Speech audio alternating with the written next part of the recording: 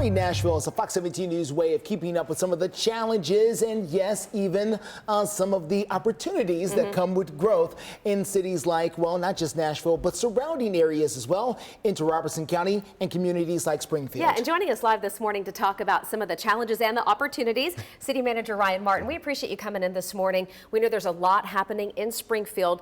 Let's start, first of all, like big picture here. How are you juggling trying to keep that small town charm with the need for the growth? Absolutely, and thanks for having me this morning. Yeah. That's what's going on in Springfield right now, is people have found that small town charm and they want to come to Springfield. So you're right, the battle is how do we maintain that while also welcoming folks that want to choose Springfield as their new place to live. And I think the way that we're trying to do that is prepare for that, but also be responsible in the way that we look at growth. We did a growth plan last year where we got a lot of citizen and community input, and the citizens in our community told us where they wanted to grow and where they didn't want to grow. And part of that premise was to maintain who we are. So that's one of the goals that we have. And one of the big growths that's about to happen is a community called Vesper Village. And this one's getting some pushback as well because it is a massive development. Let's explain what's coming. Sure. So Vesper Village is, and it's referred to as one development, but it's really multiple developments that are coordinated and connected together.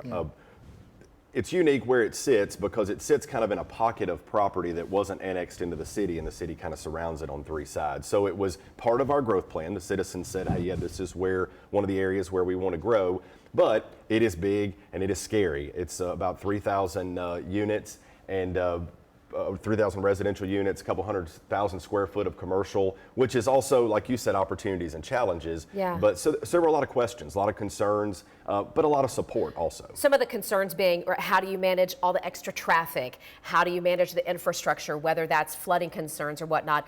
What would you say to folks who have those concerns about a big development like this? Yeah, so that's something that our Board of Mayor and Aldermen, our Planning Commission really dug into, had a lot of citizen input at both individual conversations, but also at meetings. One of the major primary infrastructure pieces of this development is going to be a connection between US 431 and Highway 49. Okay. So those kind of connections have been part of Springfield's thoroughfare plan and transportation plan for decades.